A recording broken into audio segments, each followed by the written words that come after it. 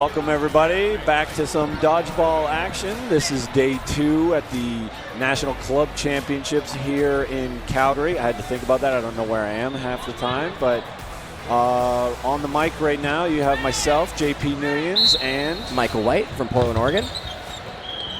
Have you enjoyed the tournament so far, JP? You've been playing. I surprisingly have been doing great, and because we've been playing a lot of like play 2, sit 1, play 3, sit 1. That helps me. In previous nationals, we do like play 1, sit 2 hours. Oh wow! And you know, I'm old. I need I need to stay warm every time I gotta like get cold and warm up again. It's difficult. Well, yeah, there's not a whole lot of time to do that. You really have to be disciplined in using those minutes before your match to get warm. And there's 10 teams in each conference, so that means 9 round-robin games. So there's a lot to fit in a day. Well, Immortels coming out with an opening lead here. Looks like 6-4 at the moment. Yeah, and these teams know each other very well. I believe Tyro is Quebec 2. Immortel might be Quebec 3. Could be Quebec 1 then. Quebec 1 would be Royals. Oh yes, of course. They are quite dominant lately. They've made a bunch of changes to their roster for the better. Well, yeah, that was my impression. I got to see Royals for the first time in the thing last month. It was impressive. And then yesterday, I saw them, or the aftermath, the score of their match against New Era. New Era managed to take 9-0 against Royals, and I was stunned. They have that reputation of not being the type of team that can get pushed like that. Yeah, it's impressive. I've yet to see New Era play, so I'm excited to see some matchups later today. New Era thrives heavily on taking counters and making catches, and it's not by accident that they make that many catches. They're really good at it. And we see 2 teams here. Looks like Tyro's down 2-4, so a bit of a hill to climb here. They both like to take quite a bit of counters. We're seeing it already. Doucette, I've seen in previous games, is a quite good, accurate counter. Oh, and a lefty. Yeah, lefty in the left corner. And they've done well so far. Once they've slowed the pace of this first game, they managed to take the last 2 outs equally. So now they've leveled, well, not leveled it, but brought it to a 4-2 instead of a 6-4. Yeah. And they've been playing a lot better the last couple of years. They're playing smarter, less chaotic. I mean, I don't think they were Tyro before, but their various players were on other teams and probably brought a lot of that experience to their team. Sitting on the sidelines, Philip, I don't know how to say your last name, I'm sorry, but very experienced player, probably imparts some of that knowledge on Tyro. That was a line there for Doucette. Nice cross from Doucette there. Yeah, but that... Oh, was he out already? He had already stepped. Oh. Yeah, even I could see that one. All right, so we have our final player in, number 11, for Gagne. Tiny little man bun. I don't know if you could call that a man bun. It's like a Timbit, maybe. Keeping it nice and tight for nationals. yeah. Gloves. I mean, you gotta. If you got long hair, you gotta cut it. I think even this Immortels player normally has long hair, so he's more business, less party in the back. Interesting there. How do you feel about a player pressuring in that scenario where it's 4v1? Is there really much reason, in your opinion, for him to be that high on the court? He ended up exposing himself to getting hit in that situation. You mean on the 4 side or the 1 side? On the 4 side. So he's trying to defend his teammates while they still have balls in hand. It depends what you want to do. So if you want to bring him in, stay back. If you want to bring him in to counter rush him and push him back and make him work, then you just literally have to stay back. And then bring them in. But if you just want to hold the line and make it so that you are owning the line, then yeah, stay up on it. Especially the guy in front of him needs to press up, but the guy across from him that is not being locked up by the one player needs to be really aggressive and come up and draw the attention. Yeah, I kind of describe that as like strong side, weak side pressure. So if they're not pressuring you on the strong side, then your weak side should be supporting you. Yeah. What they were doing was actually locking in the one player they're playing against into a matchup. So having one player commit to that defense, which I can understand.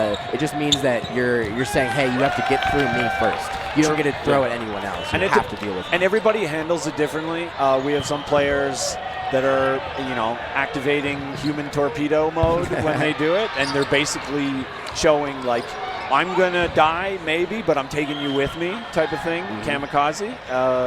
You have people who are looking to just bait balls, fish balls, whatever we call it. I don't know what you guys call it in Portland. Yeah, baiting, typically. Baiting, yeah. So it depends what you're comfortable with, really. Well, yeah, and that may very well be me underestimating that particular player. If he is really trying to put himself out there to bait, that is a real tactic. Yeah, and I mean, it also changes based on who you're up against. Because if it's 1v5, but the one is Jason Mergler, it's like he can throw full court throws. Maybe don't be up in his pocket.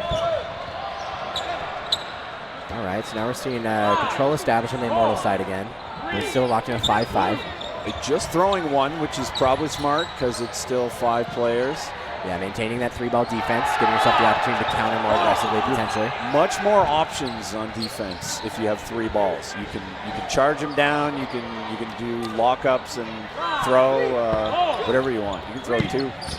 And that can be a really critical advantage, especially when you have 5 to 6 players left on the court, because of how tight that space is. Being able to really pressure out of the middle really helps protect your teammates. Yeah, I think corners, anybody holding the ball needs to make their presence felt. If they're not doing that, then they're not doing their job. Yeah, at that point, you're really just accepting that your players are going to have to try to make a catch to survive. Yeah. You just don't have enough space in that back line with 5 or 6 players to move. Yeah. And some players play self-preservation style, but they're basically saying, please don't hit me, please don't hit me, please don't hit exactly. me. As opposed to, maybe I'm throwing, maybe I'm throwing, maybe I'm throwing. Like, you got to get them thinking. And it's a constant conditioning game, right? Of that, do you think we're going to counter? Because if I act like I'm not and I'm passive on the back line, that might invite you up to the front line and make you a little too comfortable. 100%. Like I said last time we commentated, you just got to switch it up. If you're always going in defensive mode and never attacking, maybe throw a pre-throw in there so that next time when you fake, it means a whole lot more. Absolutely. Their best throwers here, 59 Trudell and Germain, both end up throwing there down the middle. It's not the worst thing, but there are 4 players, and he makes that catch. Beautiful catch there from Germain. That's one way to...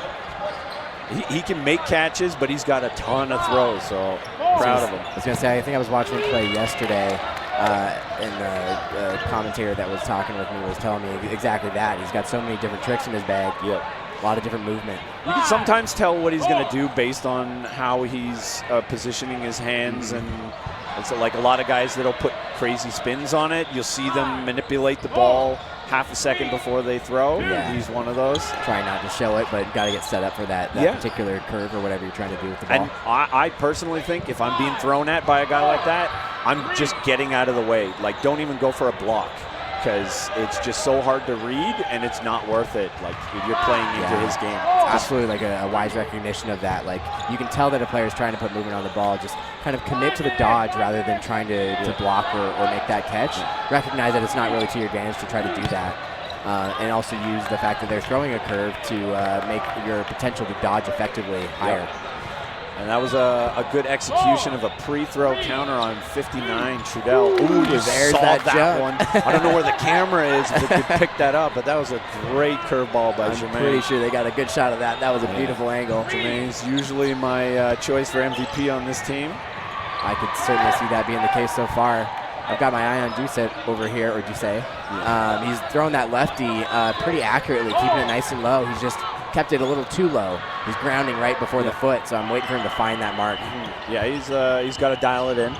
Right now, last ball here for Philippe Mayo-Rayo. I probably butchered that, I'm sorry.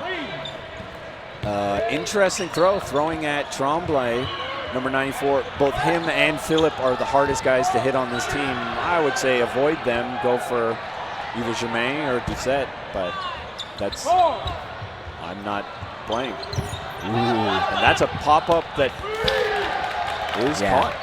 Refs didn't really question it. I couldn't quite tell from my angle if it hit ground and foot roughly the same time. Looks like it was a clean hit to the foot and a pop-up. And that was Kevin Wu on the call. Very, very good ref. Also my teammate. So I'm biased. Cam doing the line reffing in the corner, but he's on his phone. Keep your head up, please. Don't make us look bad. Ooh, an aggressive rush there from Tyro. Sidearm, but underhand? like an underhand sidearm, but Casey, he has an overhand throw, and they're both very hard. Tremblay getting hit again. That's not like him, uncharacteristic. Maybe when there's 6 players, he has less ability to move around. That tight space, maybe he's being targeted. Yeah. Immortels may actually realize that that's a valuable target early on in the opening game. It really shouldn't be a problem. This is not like an overly large team. Like my team on Fury, we have a lot of big boys on there. So I noticed. we have to stagger on the back line, and not everybody's in each other's way. I don't know his name, but far left on Immortels has a great throw and a great dodge. Jermaine says, "No, you don't." Oh wow. No, you don't. I'm better at catching. Yeah, I can't quite see the numbers on that far court. They look pretty small if they're in that upper 13, corner I of the believe juvie. he was. That was number 13? Okay, I got a roster up here. Looks like Olivier Guerra. Okay. I just know him as the jumping guy when I play against him. Like, hit the guy. Oh, and Nathan takes a shot to the jewels. He looks like he's fine. He shook it off. I would definitely have crumpled in a heap if I got hit like that. Cam also calling another line. He's just brutal when he's not on his phone. Nice counter, just missing Philip. Oh, Jermaine seeing an opportunity there. I like that. If I'm Tyro, I like seeing those opportunities from him. He's got good vision. He doesn't take crazy like bad shots that leave them exposed. Yeah, it really just comes down to how effective you can be, and I can tell Jermaine knows how to throw different movement on the ball and place it effectively. So I imagine he's probably hitting 50% plus on those opportunistic throws. 100%. And if you're Immortals here throwing at Philip, they should know that's a bad idea. They should be throwing at 59 Trudel. Without a ball, easier to kill. Another lefty. Especially if you're Immortals, you're down 3-4. It's not insurmountable, but you got to start killing people. Sorry, taking outs. I catch myself doing that all the time. Jermaine wanted that catch. He's sad he didn't get it. Reeled in 2 already, if not 3. And I'm losing track already. Great blocking here by Immortals. Good job staying alive. Across, yeah. Great lateral motion on the back line from Tyro there. Good job by Immortals, sort of hiding who's throwing there with some fakes thrown in there. And I like to see it on Immortals faking on the back line when they're on defense too. So they're active hands. Oh wow, yeah. Doucette. Just like you were describing there, Immortel able to kind of take that front line and feel out their opponent before choosing their target. And they're not faking at the same time. They're off-time fakes, so you're always second-guessing. Yep, forcing the reaction and then choosing where to throw based on that. Yeah, you got to watch out. I'll be looking at the shaggers, the ball cheaters. That one was maybe an inch away from my head. I think that ball is right between both of our heads. That was impressive. I am relying too heavily on this net to save me, but that was literally an inch from. I heard the whiff of the ball as it went by me. Neither one of us flinched. So, I mean, I don't know if that's a good thing or a bad thing. I need some more caffeine, I think, is what that says. All right. Well, or I'm just overly confident. Like, it's going to miss me. It wasn't a curveball. It's now 2-1, Immortels. No blocking. Looks like we're going into the no block. Clock may have run a little bit past 13. Yeah, we had some long points there. Philippe takes the first blood on Nathan, who crawls off sad. He doesn't get to play for the rest of this match, possibly. Wow, Mayu really certainly has an arm back here. I've gotten to see that angle before. He's playing the right side so far. He's come a long way. He normally doesn't throw a lot, but I think he's seeing something and maybe realized they need to take some opportunities. And he's like, I'm the one, I could do it. He's got a nice long arm. You can really see how he extends into that throw. He's got that length. He's got length, speed. His approach speed is top notch. Yeah, that could be a huge factor. People underestimate how much of a lead step can actually attribute to your throw. Yeah. And looks like they're not switching out corners. Mayu, Philippe Mayu in the corner again. Who drops his ball. Again, number 94 is struggling to survive in this corner. typically a much harder out. I am just kind of shocked by that because he's the squirreliest player on this team, and he's so hard to hit. Well, yeah, that time he went airborne. Maybe he's relying a little bit too much on the jump. Maybe. Could be a combination of drawing some attention off the opposite corner. Yeah. Doucette looked like he was going to throw. He thought better of it. He's probably going to throw anyways. He does. There he is, finding that mark finally. Yeah, Charlie Kulo, another pickup. Very good blocker, so probably sad about playing no blocking here. Doucette making a case for himself for the VC MVP of the match over here. We've already seen Jermaine reeling in those catches. That was a very nice throw there by Alain. I don't think we've seen much from him, but high inside shot on the top, on the shoulder. Hard to catch those. All right, switching sides now, going into the second half. Have a nice 30-second intermission here, but the round robin clock keeps going. So we want to get play going quickly. We got some really nice facial hair choices here on Immortel. Nathan definitely wears it well. Looks very suave. That's a word, right? Suave? Oh, yeah. Suave? Suave. It's French. Yeah. Might actually be Italian, I'm not sure. We got some mustaches. Nathan's probably sad with himself after that. Nice catch, though. He made that catch on the sideline. He's actually known, like, we played him yesterday. He made like 2 catches, like closing his eyes. Sometimes you just got to be in the position, just the right position. It's make half some the catches. battle, right? Yeah. And it's 2-2 at half, so anybody's game at this point. Another quick rush from Tyro, able to get the throw off, but unable to connect on the hit. Yeah, they're a fast rush team. But so is Immortals, actually. Well, yeah, I was surprised. I was expecting kind of a more even matchup on the rush, but Immortels may be opting for a more defensive rush, just trying to get the ball checked. Tyro coming out with a more offensive stance, trying to get that feed in hand so they can target a player from the get-go. So Guerra getting taken out there. Ooh, beautiful. Tyro's doing what we said Immortals was doing. All those fakes, they couldn't really tell who was throwing. Yep. A lot of these guys are getting hit just standing still almost. Yeah, and coming off of that last point win, they maybe have found something, found a rhythm. Nathan taking his seat, taking a siesta. Nice. And Germain with the outside shot. He's lined up like he's going to throw straight, but then he throws an outside curveball. Just recognizing his teammates are doing a good job, like you said, of pinning that corner. As soon as that target was static, he realized he could place that ball and just swing him on the hip. Yeah. It's a well-placed shot. Yeah, those fakes work a lot of ways. If you fake and they start jumping, hit that guy. If you fake and the guy is just staring forward and not doing anything, it's target practice. Yep. Just aim for ankles, shoulders, whatever you can. All right, well, we need to start thinking about our VC MVPs of the match so we can get those submitted for you guys to start your voting in a Just couple going to minutes. say Germain for sure. Already got him on the list. I figured that would be yeah. your recommendation, and Yeah. I fully agree. I had nominated Doucette as our second. He's been finding the throws. If Jermaine's been finding the catches, he's been finding the foot, getting those hits. Yeah, I agree. On the Immortels side, we've had more of a balanced set of play. Yeah. Our final player in here, number 87, I'm actually less familiar with. Curious to see if he can turn this set around for his team. Correct me if you know. Who's the captain of the Immortels side? I don't know. And I'm looking for a C and I can't see it. So now we don't see any I think he's sitting. names to our back. I believe so. I think it's the ball player with the just raise his hand, if I'm correct. I could be wrong. But yeah, it's a very balanced game here for Immortals. Everybody's had some standout moments, but also some standout players are getting taken out when they normally don't. So that's a testament to Tyro's acumen and their accuracy.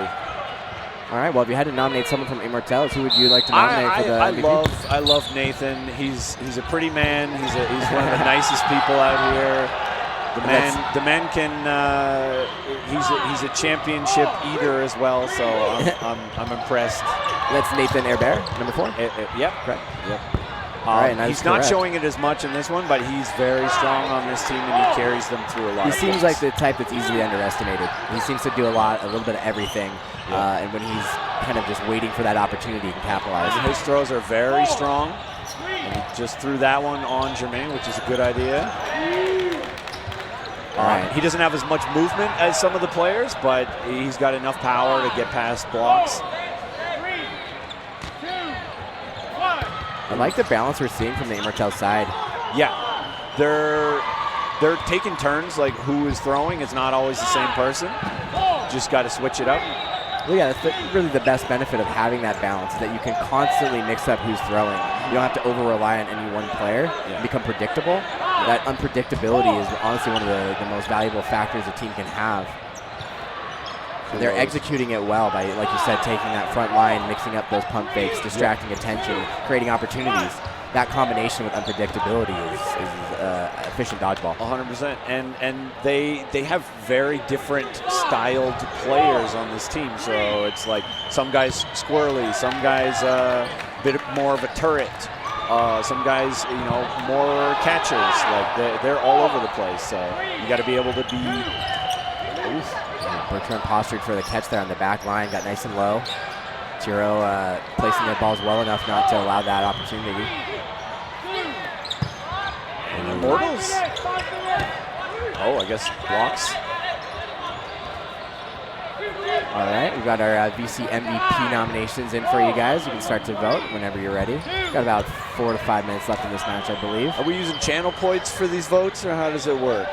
I believe it's like a point system in itself. Just votes. Ooh, Trudell finally making a catch. He's known to do that. He's not as good a dodger, but if you're going to throw it in his pocket, he's going to make those. I don't know how to pronounce his name, but Saye in the corner gets thrown at here on Immortals, dodges both and says, or one of them was a block. Yeah, it got nice and low. The opponent might have thought that they heard the sound coming off his blocking ball as a hit, but it looked clean to me. Yeah, pretty good angle. Pretty much. Very good job getting out of the way. Alan Victor, number 10 on Immortals. A lot of movement there. Tyro seems to be looking to create more counter opportunities off of the back line. They've had some good effect here to kind of create the separation so far. And they've got bodies right now to do it, so they could take more chances. Alan Victor going left again and low. They got to, you know, pump fake him, make him move, and then try to take him out as he's doing that. If you're Tyro, anyways. Absolutely. But if you're Immortals, maybe keep doing it. Ooh. Oh, unfortunate block there from the captain, Bertrand. And that looked personal. He turned as if he was like, no, this is going to hit you. Yeah. I mean, it's part of the skill of blocking is to actually redirect the block. True. You have to be mindful of where you redirect it, though. it's tricky. I came up with that. I came upon that problem in cloth because if you bounce, if you block it over the line, that's a catch and an out, and the worst rule in all of dodgeball. Yeah, live blocking. it's an interesting thing. So then you got to block it down, block it to the side, whatever you got to do, just not up and across the line. Immortels seems to be leaning into throwing more straight ahead at the moment, but they're having trouble connecting. True, yeah. They elect to cross there. Yeah, I like the idea. I think it's usually best, especially when you're down players like this, is to use the counter as your offense almost, especially when they're approaching the front line like this. And we've seen the effect that Tyro has been able to create by popping off of that back line. I think Immortels needs to be a little more conservative and you know, take their time with this. This point may be critical. And the more you throw from the back line, the more it kind of saves your legs. So then you can conserve energy and then start maybe, okay, you do it twice in a row and then we do a rundown on this next one. Get that mix up. Yeah, you got to start switching it up. I don't know how much time is left, maybe like 2 minutes. And it's down. 3-2, so Immortals needs this. Just over 2 minutes. Oof.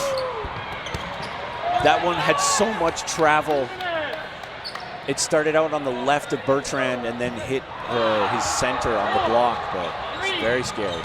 There you go. Philippe making double block. Ooh, nice dodge. A little teamwork there, recognizing that they need to get out here soon. Working together, trying to pin that right corner, but doing well to survive. Immortals got to stop throwing at Philippe, personally. Nice job by Bertrand getting under that with a block, too. Saw a clear opportunity to take a shot there. Didn't really have any pressure coming back at him. Just missed. Yeah, big breaths here by Immortals. They've been on for a while.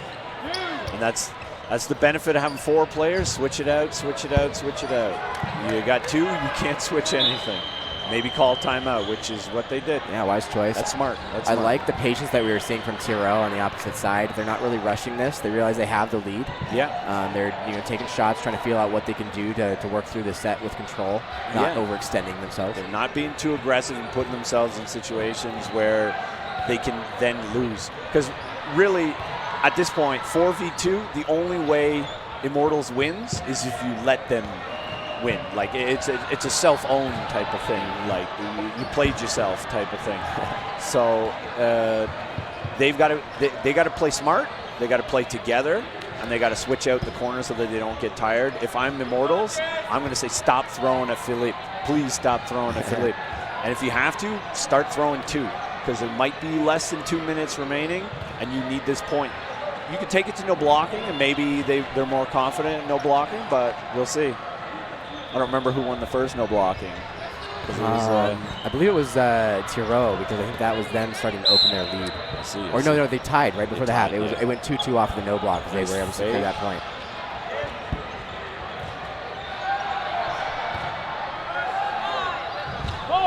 And 3 balls here and a nice counter, but a block there for Tyro. Alan Victor probably thinking, dang, what do I got to do to get a hit here? Well, yeah, I think we're getting close to the end of this set, going into the no block next.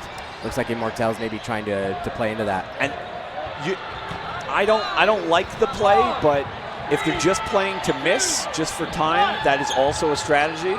Good job by Immortals amplifying those plays. They threw 2. They just missed the mark on those. You got to start taking some chances. They're going to throw 2 now. Alan Victor low and to the left again. This time they catch him out. Good use of lateral movement there, but was just clipped. Yeah. Doing his best to survive. It's just a tough thing to do, especially against the level of competition that we're experiencing here today. Some greedy fingers there by the Tyro player. Long distance shot, thought he had it, but it curved out and he went for it. That's the captain of Immortels. MVP. Yeah, one of our MVP nominations, making a case for himself here. Making me look bad. Now it's no blocking Yep. with 1v2. That is still close. Closer than it was at 4v2. But Bertrand taking some big breaths here. What would you...